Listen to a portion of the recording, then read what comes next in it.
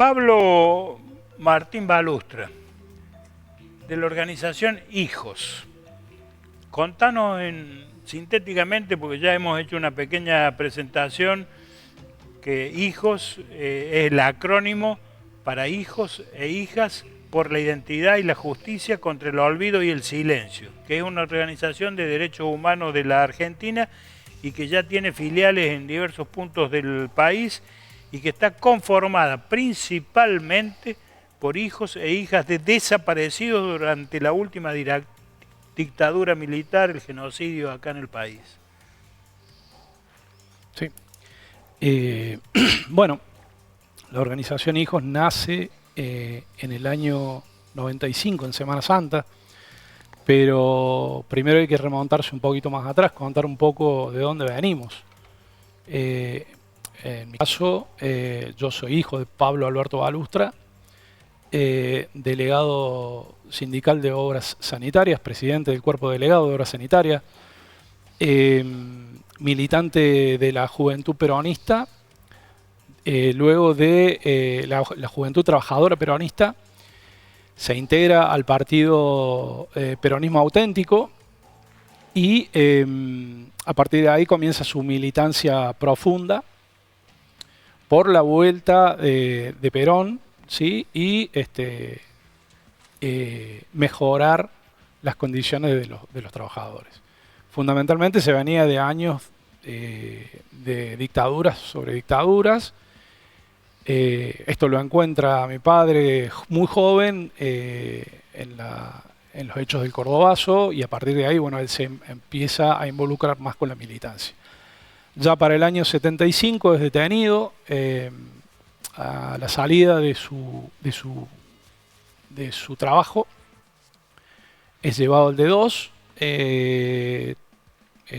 permanece varias semanas desaparecido ahí.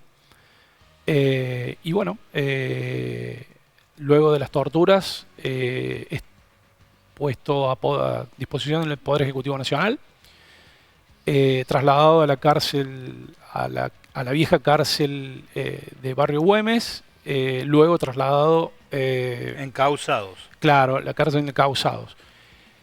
Y luego es trasladado a la unidad penitenciaria número 1, que era la de Barrio San Martín. Y ya para el año 76, 24 de marzo del 76, después del golpe de Estado, ya no se supo más nada. Y bueno, mi padre fue salvajemente golpeado en aquel invierno del 76. En una de las golpizas queda con una lesión muy grave a la altura de la cervical, en la médula, queda hemipléjico. Y bueno, es trasladado a la enfermería. Bueno, hay todo un suceso ahí largo. Hasta el 24 de marzo, ¿la familia podía visitarlo a tu padre? Sí, sí, yo tengo recuerdos de haberlo ido a visitar, tengo los recuerdos muy frescos de la visita. En aquella época creo que eran los domingos, me parece. Y la visita de varones, porque por un lado iban los varones y por el otro lado iban las mujeres. Y las largas esperas afuera, la revisación normal, digamos, para entrar a un penal. Y bueno, tengo todos los recuerdos muy frescos de él. Bueno, después del 24 de marzo no lo pudimos ver más. Y bueno, se sucedió toda esta tragedia. Que bueno, mi padre es golpeado, como le contaba, trasladado a la enfermería del penal. De ahí lo retiran por el estado de gravedad que tenían, lo llevan al hospital militar. Perdón, el hospital militar no, al hospital Córdoba. A partir de ahí lo vuelven a reincorporar a la unidad penitenciaria número 1, y las golpizas siguieron, ya no adentro de la celda, porque no, digamos, el estado que estaba no podía estar en la celda. Lo tenían en la enfermería del penal. Las golpizas se siguieron propinando y queda parapléjico. Entonces ya, digamos, había empeorado su situación por la tortura, digamos. Y el 11 de octubre del 76 es retirado por las Fuerzas Armadas, aerotransportada, y bueno, en una pantomima, digamos, intentan hacernos creer a nosotros y a toda la sociedad de que se quiso fugar y bueno, fue abatido. Una supuesta fuga masiva prácticamente, eran 17, claro, era el traslado, era el traslado de 5 detenidos. Claro, entre ellos estaba Marta Juana González, que es la ex esposa de Baroneto, estaba Miguel Ceballos, estaba Florencio Díaz, que era un dirigente sindical también. Bueno, y son fusilados en las cercanías de la unidad penitenciaria número 1. Se sospecha eso, nunca lo pudimos saber exactamente si fue realmente así, pero tiene que haber sido en las barrancas que dan hacia barrio, hacia la Castro Barros, digamos. Pero bueno, eso es parte ya del proceso que le tocó. ¿Qué pasó con el cuerpo de tu padre, Pablo? Bueno, el cuerpo de mi padre nos lo entregaron después de pedirlo durante varios días y nosotros lo tuvimos que velar a cajón cerrado, por supuesto, y bueno, le dimos una cristiana sepultura. Él era una persona profundamente católica, así que digamos, nosotros pudimos recuperar ese cuerpo. Así que bueno, eso es un poco la síntesis de lo que le toca vivir a un militante popular de izquierda, profundamente de izquierda, un luchador, digamos, y aparte un cuadro. Después está la otra parte, la que nos tocó a nosotros, los sobrevivientes. Yo no vengo acá a hablar desde el papel de víctima, no soy una víctima. En todo caso, la víctima que le tocó transitar ese cuadro fue mi padre. Yo hablo como un sobreviviente de una parte que es también dolorosa, porque a mí en el seno de mi familia, el seno materno y paterno de mi familia, o sea, estoy hablando madre, hermanos y padre. Bueno, mi padre detenido, luego del asesinato, mi familia es infiltrada, y bueno, mi madre tiene una relación con una persona que pertenecía a los informantes, digamos. Y bueno, ahí se vive un calvario muy fuerte, pero lo psicológico es lo más complicado, porque a nosotros nos tocó, cuando digo nosotros, tanto mi hermana biológica como yo, nos tocó convivir en un espacio muy corto de tiempo, allá por el año 80, convivir con lo que fue la AAA. Concretamente con Aníbal Gordon, al cual nosotros le decíamos el tío Aníbal. Una cosa increíble. Que tenía una relación con una familia donde nosotros permanecíamos, como éramos muy chicos, era una especie como de guardería. Muy particular, porque éramos 3 chicos nada más los que estábamos en esa guardería. Y esa guardería la comandaba, uso estos términos porque realmente era como un comando, la que nosotros le decimos la tía Cuca, que era la esposa de Oscar Herrador. ¿La esposa de? Oscar Herrador, era un integrante de la banda de Aníbal Gordon. Entonces nosotros, bueno, crecimos entre esas contradicciones. Aclaro que jamás tuvimos maltrato de esa gente, todo lo contrario, siempre nos trataron muy bien. De hecho, nosotros le habíamos tenido cierto aprecio al tío Aníbal, hasta que, bueno, lo vimos después publicado en la televisión, los pedidos de captura. Nosotros no teníamos mucha relación con la familia materna, o sea, con mis tíos y mi abuela. Habíamos sido muy separados de todo eso y, bueno, luego de todos esos hechos, nosotros tenemos la suerte de que en el año 84 se inaugura lo que fue para mí digamos, esos cafés que uno toma con la vida, como dice León Serrat, un salvataje que fue el taller Julio Cortázar, que abre en el año 84 y bueno, empieza a recuperar a todos esos chicos que estaban dispersos por todos lados, niños, porque era un taller para niños afectados por la represión y el objetivo principal era trabajar la expresión, trabajar la represión desde la libre expresión. Entonces se trabajaba con el teatro, la pintura, la literatura, sobre todo la literatura, el arte en general. Y bueno, nosotros comenzamos ese taller que duró... Hasta ese momento del taller... Julio Cortázar. Que me está comentando Pablo, ¿nunca habías hecho el proceso de transformación, digamos? Proceso de transformación. Tiene que ser un poco más específico. Sí.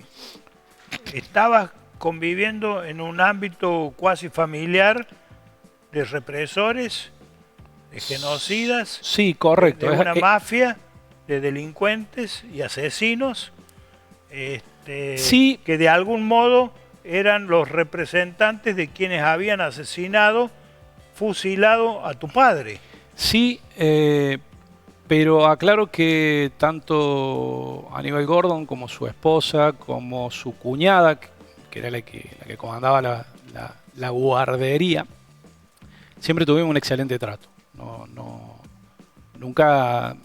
Nosotros éramos muy chicos y yo creo que hasta cierto cariño nos podían haber tenido. No así. Quizás el tío y la señora no hayan sido los asesinos de tu padre, pero sí han sido asesinos, sin duda alguna, de muchos otros militantes, ¿no? No, eso está probado por la justicia. No hace falta ahondar más en detalles sobre eso. Nosotros tuvimos la suerte de poder canalizar todo eso a través del taller Julio Cortázar, como les contaba, que duró 10 años, desde el año 84, que abrió sus puertas y cerró en el 92 para los niños, que ya éramos todos jóvenes. Y bueno, el taller siguió funcionando, pero con otra modalidad. Nos convocan en Semana Santa del 95, el taller Cortázar convoca a todos los chicos que habían pasado por el taller Cortázar y bueno, ahí se pueden ver las fotos. En ese campamento donde estábamos los de Córdoba, los chicos del taller de Córdoba, habían chicos de La Plata, habían chicos de Rosario, de Capital Federal, ex Capital Federal, hoy es Cava. Y muchos chicos que no habían pasado por ningún taller, que nunca habían tenido relación con otros chicos que hubiesen tenido la misma problemática, porque muchos venían de lo que era el exilio interno. Y bueno, confluimos en ese campamento y nace la organización Hijos. En un contexto en donde en ese momento estaba el capitán Silingo, que había sido procesado por el juez Baltasar Garzón de España. Bueno, él contaba, digamos, con total frialdad cómo eran los procedimientos y cómo él había participado en los procedimientos de los vuelos de la muerte. Entonces, ese era digamos, la coyuntura del momento. Y bueno, en ese caldo nosotros confluimos en ese campamento y empezamos a pensar que ya éramos jóvenes y teníamos que hacer algo y que teníamos que mostrarnos, gritar, hacer lío, digamos, empezar a mover, a sacudir a la sociedad, decir, che, somos nosotros los hijos de los fusilados, de los desaparecidos, de los expresos políticos, de esa generación que venía del silencio. Por eso las siglas contra el olvido y el silencio. Y bueno, ahí nace la organización Hijos. Fue 14 de abril de 1995, en el complejo San Miguel de Río Ceballos. En el límite entre Río Ceballos y Sal Si Puede. Sí. Mostrame, Matías, por favor, el complejo San Miguel. Es como un túnel. El ingreso es un ingreso muy particular porque está unos metros antes de la subida al Camino del Cuadrado. Cuando uno va para Sal Si Puedes a mano derecha. Entonces uno ingresa, cruza ese túnel y entra a una dimensión distinta, porque era eso, era una reserva ecológica. En aquel momento estaba la organización Juana Manso, que era la organización de mujeres, que tenía, digamos, era como una especie de... ¿Una concesión? No era una concesión, era como ellos se habían instalado ahí un centro de rehabilitación para mujeres, espacio de diversión para niños, o sea, hacían un trabajo muy lindo con las mujeres que habían sido maltratadas y en una época que todavía no se hablaba de feminismo, ¿no? Estamos hablando año 95, no como ahora, digo. Y bueno, el coordinador del taller, Julio Cortázar, que para nosotros ha sido y es nuestro emblema, el cariño es tan grande el que tenemos por él, para algunos ha sido como el padre de muchos de nosotros. Él tenía un contacto, un vínculo muy cercano con la organización Juana Manso. Y bueno, ahí es donde él, sin saberlo, pero me parece que lo sospechaba, de que este campamento algo podía salir. Entonces convoca a todos los chicos del taller Julio Cortázar y también convoca a chicos de otras ciudades. Y se da un hecho muy particular que también forma parte de de cómo se llega a Hijos, cómo llega a formarse la organización Hijos, porque en diciembre del año 94 en la Facultad de Ciencias Exactas se hace un homenaje Ciencias Exactas no, Arquitectura. Arquitectura. Se hace un homenaje para los desaparecidos de Arquitectura de La Plata. Entonces viajan dos compañeros nuestros del taller Cortázar, que su padre había sido secuestrado en La Plata y permanece hoy desaparecido.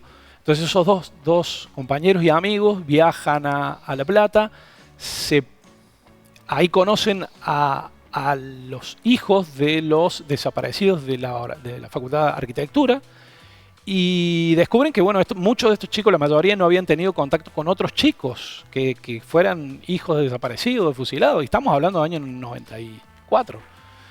Entonces ellos cuentan la historia del taller, los chicos estos se quedan maravillados. Bueno, la cuestión es que los amigos nuestros regresan a Córdoba, le comentan al coordinador del taller Cortázar de esta experiencia que habían tenido, y ahí el coordinador dice, bueno, podemos invitarlos al campamento. Y vienen este grupo de La Plata. Y bueno, así es un poco como empiezan los primeros pasos de la organización Hijos.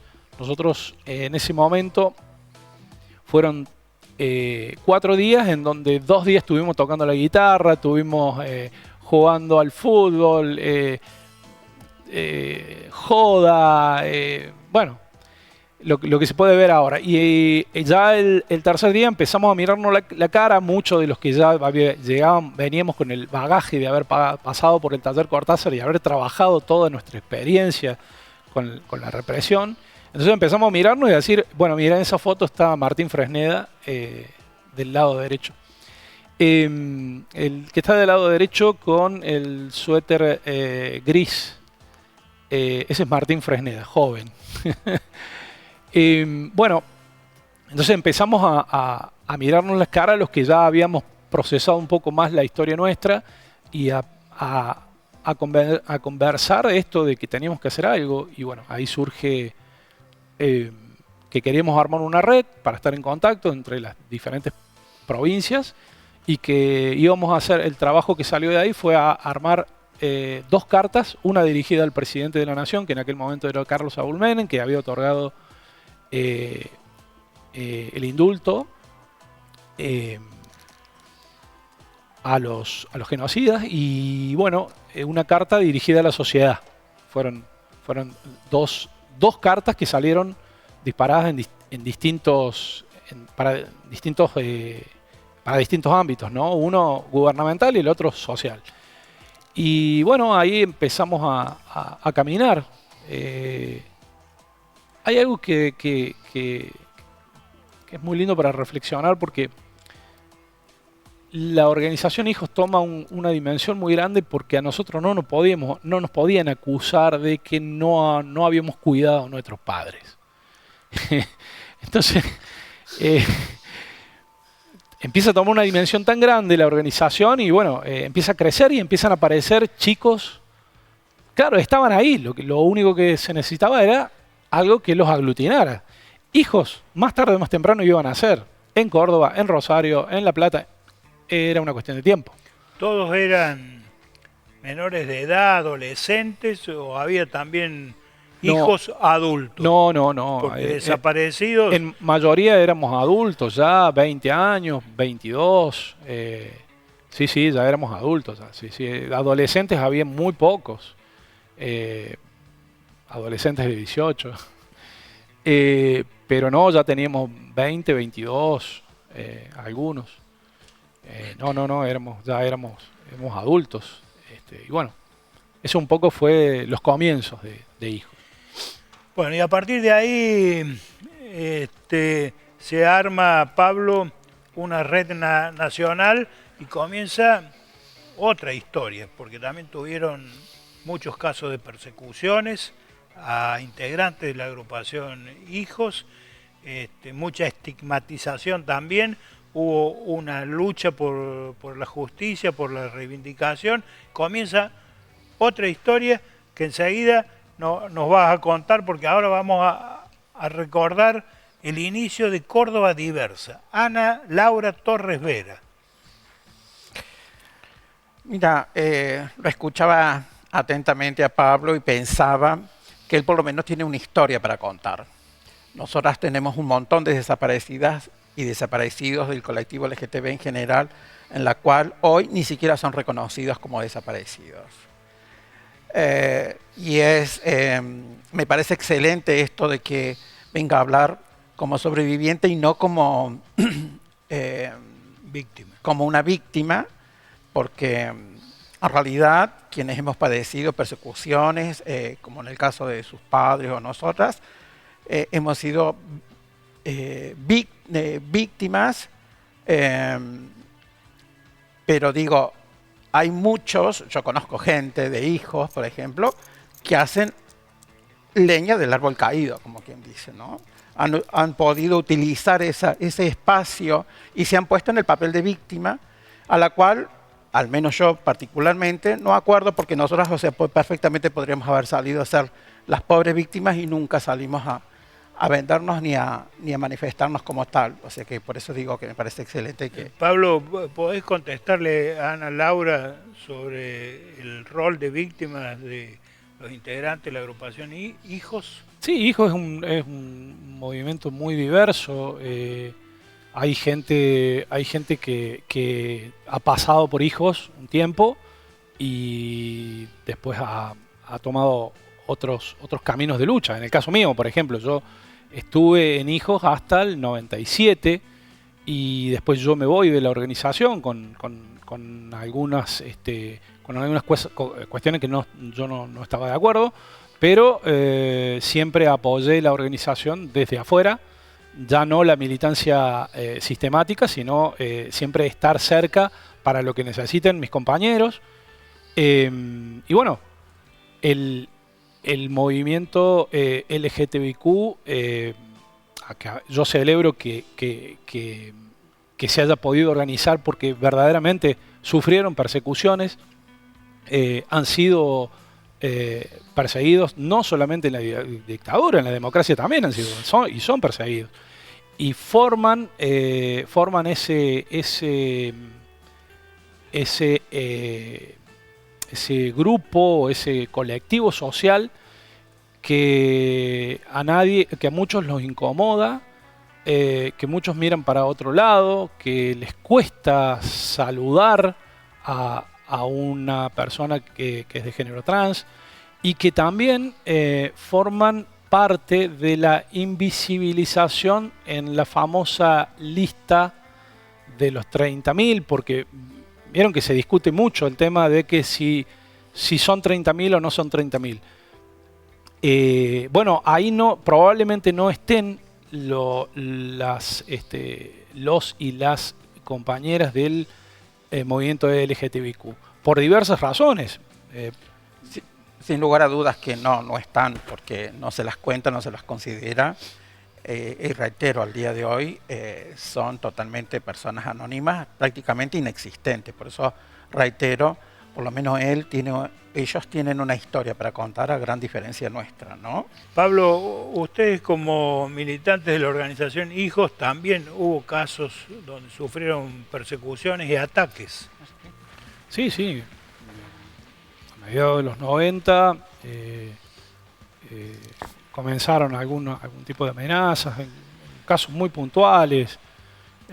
Nosotros tratábamos en ese momento de que no saliera, porque viste que se genera eso de que el miedo genera la paralización. Entonces nosotros lo que buscábamos era justamente eso, que no se paralizara, digamos, la lucha. Después, en lo general, bueno, en Buenos Aires ha habido compañeros que han tenido ataques muy graves. Algunos han sido hace muy poco tiempo, ataques muy graves. O sea que sí, eso sí ha pasado, digamos, y no sería la única organización de derechos humanos que sufre este tipo de tropelías. Lo han padecido las abuelas, lo han padecido los actores. Por ejemplo, cuando se filmó la película La Historia Oficial, con paralizar un set por amenazas de bomba, es algo como que ha sucedido y lamentablemente va a seguir sucediendo. El tema es qué haces vos con eso. O sea, ¿qué haces con eso? ¿Cómo te parás vos frente a eso? Y bueno, siempre la salida es colectiva, nunca es individual. Sí, va a seguir sucediendo también, mucho más aún, teniendo a la cabeza de nuestro gobierno un desquiciado como el que tenemos, que permite que ocurran eso y muchas cosas más, ¿no? O sea, eso también es contribuyente a que todos estos nuevos espacios de odio hayan resurgido. Detalle no menor. ¿Tiene algún posicionamiento político la organización Hijos? Respecto del gobierno actual. No, política en general. ¿Qué son? ¿De izquierda? ¿Son peronistas? ¿Son radicales? Es un colectivo, hay gente que es de izquierda, hay gente que es de centro. Es un colectivo. Lo que sí no hay es gente de derecha. No hay, digamos, ¿no? Porque la ideología te posiciona a vos en un lugar en donde vos podés llegar a justificar lo injustificable. Por ejemplo, hay un nuevo paradigma que se está dando en la Argentina, que comenzó allá por el juicio de las juntas, y vamos a retomar de nuevo el tema de los 30.000. Cuando todavía había muy pocos datos, estaba todo muy fresco, la dictadura había entregado el poder hacía un par de años. Alfonsín era acosado por los levantamientos, cara pintada. En aquel momento se construyó la salida de los sectores de poder, fue generar esto de los dos demonios. Como que había dos demonios que se habían enfrentado en una guerra y que, bueno, eran los que habían causado el mal de la sociedad y que había que mirar para adelante. Bueno, esa hipótesis, esa teoría les duró relativamente poco. Ya en los 90 se empezó a disolver eso. Volvió a retomar allá por los 2000, pero ahora hay un nuevo paradigma. Ya no hay dos demonios, ya hay un solo demonio, que es los zurdos, en donde qué sé yo, se acusa de zurdo, por ejemplo, a Rodríguez Larreta. Entonces, claro, hemos llegado a ese nivel de locura. Y algo muy importante que nosotros tenemos que reflexionar es que, como decía Jorge recién, el número 30.000 es un número aproximado. Pueden ser un poco más, un poco menos. Nosotros tenemos que entender que la cifra no sea exacta no es el problema ni de las víctimas ni de los familiares de las víctimas. Digamos, que la cifra no sea exacta tiene que ver con la metodología que utilizaron los genocidas para llevar a cabo semejante atropello a la sociedad argentina. Pero eso es entrar en el juego, no me parece relevante que se deba discutir. A mí me parece que no, a mí me parece que es importante aclararlo. Yo no estoy discutiendo las cifras, sí, lo que estoy diciendo es que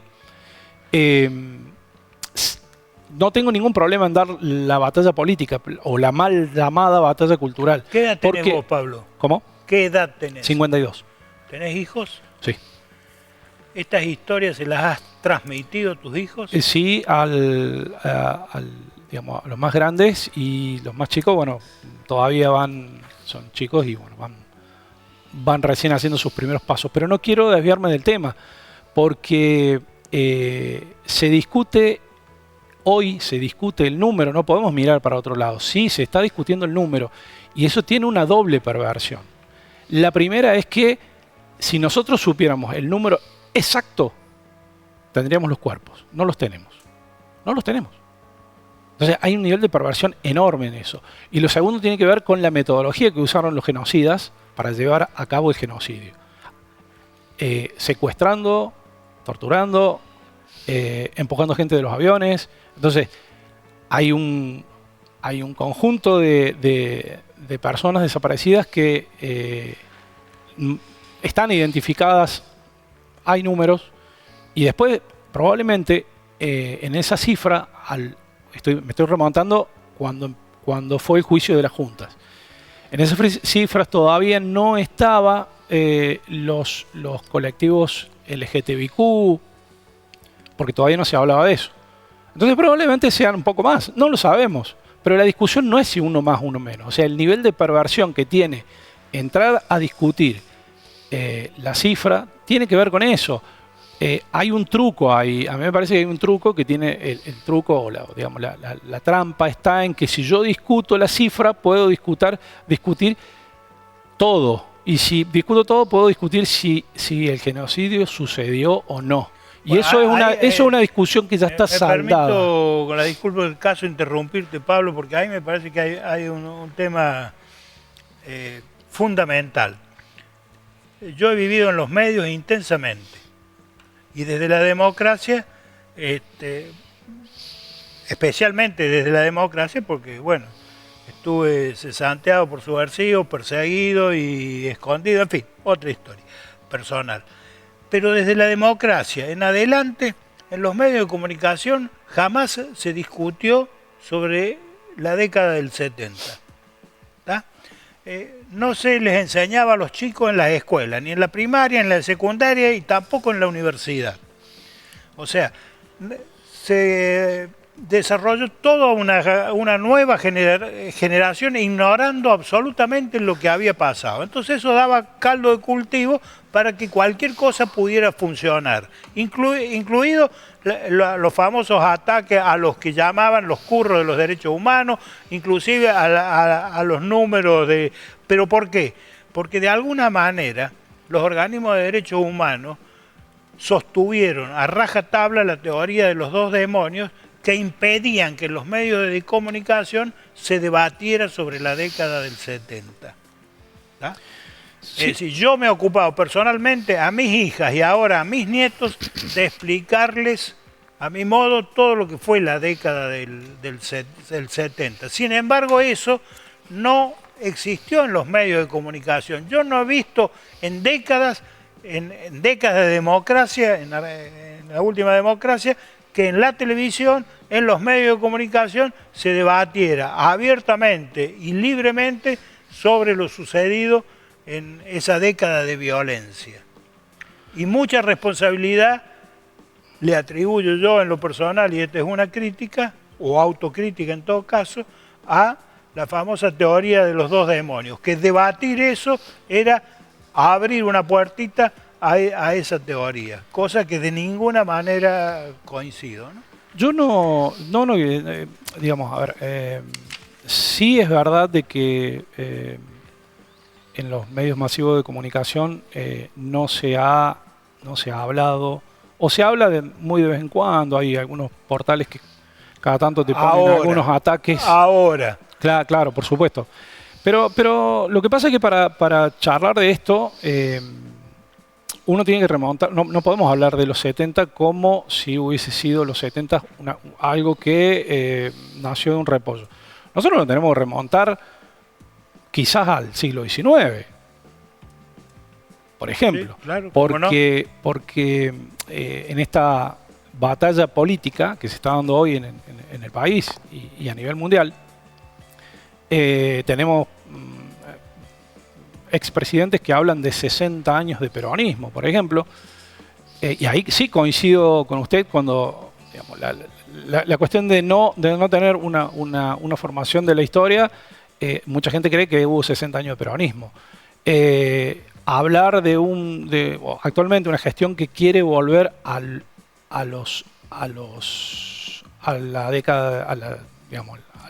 siglo XIX, o que dice que los problemas empezaron en 1930. Bueno, nosotros tenemos ahí para debatir esa batalla política. Porque, por ejemplo, todos los que hoy nos quieren llevar al 1900, en el 1900 no había derechos ni sociales ni trabajadores. Hay antecedentes. Nosotros hay pruebas, la historia misma las muestra. Por ejemplo, en el 1902 se implementa el servicio militar obligatorio, que fue sancionado en 1901. Bueno, los datos son del mismo régimen de aquel momento. Se llama la convocatoria a los jóvenes menores de 20 años. Bueno, el alto porcentaje de desnutrición, alrededor del 60% en el NOA y 42% en la Pampa Húmeda, que era en ese momento de los lugares más ricos de la Argentina. Bueno, manejaba esos números de desnutrición, por lo cual no podían tomarlos para el servicio militar obligatorio. Entonces, hablamos de un país que se mostraba que era extremadamente próspero. Se miente también en los números cuando se dice que era la potencia mundial. No, potencia mundial. No era cierto eso. Estábamos aproximadamente número 10, 11, con datos muy traídos de los pelos. La forma de medir el PBI era cantidad de plata por cantidad de habitantes. Argentina no tenía mucha cantidad de habitantes, entonces daba cifras astronómicas, en donde, por ejemplo, había gente que vivía extremadamente mal, y era muchísima, versus un grupo chiquitito que vivía muy bien. Entonces esos números nos dan a nosotros el panorama del modelo económico que tenía la Argentina en aquel momento. Y es el modelo económico que nos quieren llevar hoy. No hay mucho que discutir sobre eso con esos datos. Por eso yo digo, discutir de los 70 es como, no sé, discutir de un repollo. No. Nosotros tenemos que remontarnos más atrás. Y la lucha siempre ha sido en este país por la distribución de la riqueza. Esencialmente es así. Hemos tenido la guerra civil más larga de la historia, entre unitarios y federales, esencialmente por lo mismo, la división de las riquezas en el país. Entonces, bueno, para hablar de la violencia de los 70 tendremos que remontarnos a la violencia de Julio Argentino Roca en la campaña del desierto, Alsina, un apellido muy particular en la Argentina. Pertenece a las familias patricias y que es increíble los antecedentes de la historia. En aquel momento, en la franja de Alsina, se dan los primeros estaqueamientos de ranqueles. el primer método que usa, los primeros indicios que utiliza el ejército argentino de estaqueamientos, ¿sí? Que lo propinó contra un grupo de ranqueles en lo que se consideraba el desierto, en aquel momento era la pampa húmeda. Y un sobrino nieto,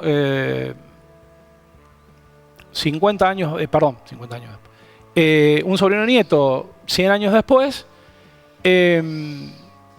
utiliza la misma metodología en la unidad penitenciaria número 1, estaqueando en pleno julio a un militante que estaba detenido en la unidad penitenciaria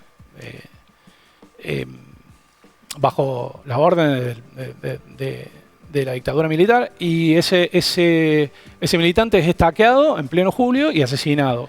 O sea, la misma metodología que se utilizaba con los ranqueles allá entre 90 y 100 años. Entonces estamos hablando, cuando hablamos de estas cuestiones, no podemos hablar de los 70 solamente, tenemos que remontarnos para atrás. Hay 100 años de lucha sistemática. Comenzaron con los primeros anarquistas, los socialistas, los verdaderos libertarios, porque hoy hasta eso se ha dado vuelta, que es tragicómico. La palabra libertario proviene de los anarquistas y los socialistas que llegaron, inmigrantes que llegaron a la Argentina, de los libertarios de la Guerra Civil Española, que eran de izquierda. Vos pudiste, volviendo más a estos tiempos, Pablo, vos pudiste testimoniar en los juicios contra los genocidas. Sí. Como ¿Estuviste cara a cara con quién? ¿O y frente a frente? Y yo testimonié como estoy testimoniando ahora. No, o sea, en un juicio de lesa humanidad mi testimonio es simbólico, porque yo voy a contar cómo yo viví desde los ojos de un niño el proceso militar, digamos, la dictadura militar. Entonces mi declaración no es de peso en cuanto a la imputación o digamos, a la suerte que corran los imputados de la causa. Sí, es testimonial, es lo mismo que estamos haciendo acá. O sea, mi historia es mi historia. Hay cientos y miles de chicos que son afectados por la represión, que tienen historias distintas ahora. No puedo dejar de hacerte la pregunta que... la pregunta es ¿quiénes estaban? Bueno, no había ninguno. No hay ninguno, porque uno de los recursos que tiene y los derechos que tienen los imputados es a no estar presentes en las declaraciones de los testigos. Casualmente, cuando me tocó dar mi testimonio, se levantaron todos, no quedó ninguno. Ninguno. ¿Ninguno quién? Aclarémosle. Ninguno de los imputados. En ese juicio estaba Jorge Rafael Videla, que era el expresidente de la Nación, Luciano Benjamín Menéndez. Eran 32. ¿Y por qué se levantaron y no quedó ninguno? Y yo no sé, no puedo hacer hipótesis de eso. Habría que preguntarles a ellos por qué se levantaron. Quizá porque estaban cansados. No sé. Sí, es un derecho que tienen. Es un derecho. Yo he participado y he visto que escuchan un rato también y se van. No es que se van a la casa o se vuelven a Bower. No, tienen una sala contigua. Eso quería explicar. En el cual ellos tienen una sala con café, con unos sillones muy cómodos. Y está bien que tengan la comodidad, porque eso es el Estado de Derecho. O sea, el Estado de Derecho es eso. Es respetar y tienen todas las garantías que puede tener cualquier ciudadano, aún siendo un criminal de lesa humanidad.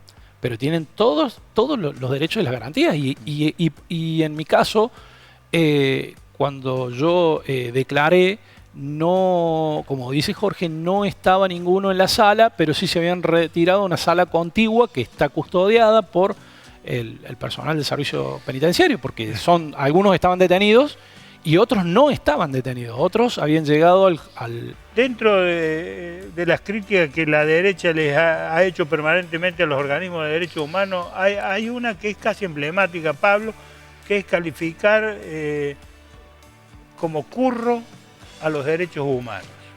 ¿Cuál es tu respuesta? No, creo que que el que habló específicamente de ese término fue Mauricio Macri. Digamos, una persona que se ha valido del Estado, tanto él como su padre, para llegar a hacer la fortuna que han hecho. Entonces siempre es importante ver quién habla y desde dónde habla. Habría que preguntarle a él qué él ve como curro. No sé, por ejemplo, hoy han desmantelado toda la estructura que tenía, la estructura estatal que tenía, en la que se apoyaban los organismos de derechos humanos, por ejemplo, para recuperar a los chicos apropiados por la represión. Quizás para él todas esas cuestiones eran curros, no sé. A ver, me está haciendo una pregunta que yo no se la puedo responder porque tendría que hacérsela a Macri. Yo en ese caso, en lo personal, creo que es parte de lo mismo, de un circo que se arma para generar títulos rimbombantes, pero por el otro lado la política va por abajo. Siempre es importante ver quién habla y desde dónde habla. Eso es lo que puedo decir, digamos. Los organismos de derechos humanos con este gobierno, evidentemente, están pasando quizás por la peor gestión gubernamental contra los derechos humanos. Hay un error conceptual ahí. Una política de Estado sobre la que los organismos, en este caso puntual, Abuelas de Plaza de Mayo, trabaja en conjunto, no es de las organizaciones de derechos humanos. Por ejemplo, el banco genético no es de las abuelas, es del Estado. El Estado es el que pone los recursos porque el Estado es el que se encarga de sanar las heridas de la dictadura militar. Entonces, no es que le saca la plata a las abuelas porque la va a destinar, no sé, a los chicos del Chaco, como dijo por ahí un empastillado. No, es atentar contra esa política. Son cuestiones políticas, digamos. No estoy de acuerdo con tu política, entonces te defenestro, te atento contra vos, te cerco, te encierro. Y bueno, es eso, digamos. No, a eso se le llama curro. Después, bueno, no sé a qué otra cosa le llamará curro Mauricio Macri a las indemnizaciones. Las indemnizaciones. Pero las indemnizaciones, hay gente que ha cobrado las indemnizaciones y hay otra gente que ha elegido no cobrarlas. Y las indemnizaciones tienen que ver con leyes que han sido sancionadas. No sé a ver, específicamente a qué le atribuye él el curro. Quizás porque él, en su forma de negociar, considera que todo tiene que ir a través de una coima. Entonces entiende e interpreta que las indemnizaciones que cobraron muchos de los familiares y las pensiones que cobran muchos de los familiares quizás tengan que ver con, para él tengan que ver con cuestiones de curro. No, son leyes que han sido sancionadas por la Cámara de Diputados y Senadores. O sea que, bueno, no sé, habría que preguntarle. Sí, el tiempo es tirano, una frase que aprendí hace muchos años.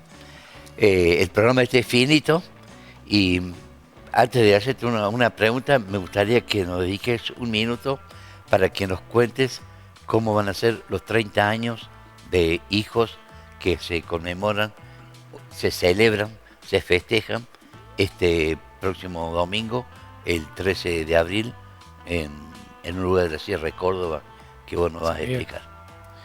Bueno, surge la idea de poner una señalización en San Miguel, donde nació Hijos, hacer una especie de acto. Va a ser un acto, no una especie, va a ser un acto en donde se va a hacer una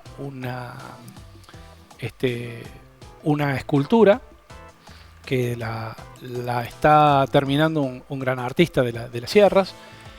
Se va a poner una placa también y bueno, se va a señalizar ese lugar como un espacio donde nació la organización Hijos, que fue la organización más disruptiva que tuvo la década del 90. Bueno, para ello va a estar participando también la Municipalidad de Sal Si Puede, va a estar presente el Intendente, va a estar presente también el Intendente de Río Ceballos, va a estar el espacio del Archivo Provincial de la Memoria, va a estar, tengo entendido, lo dejaría en paréntesis, pero tengo entendido que ya está confirmada la presencia de la Secretaria de Derechos Humanos de la provincia.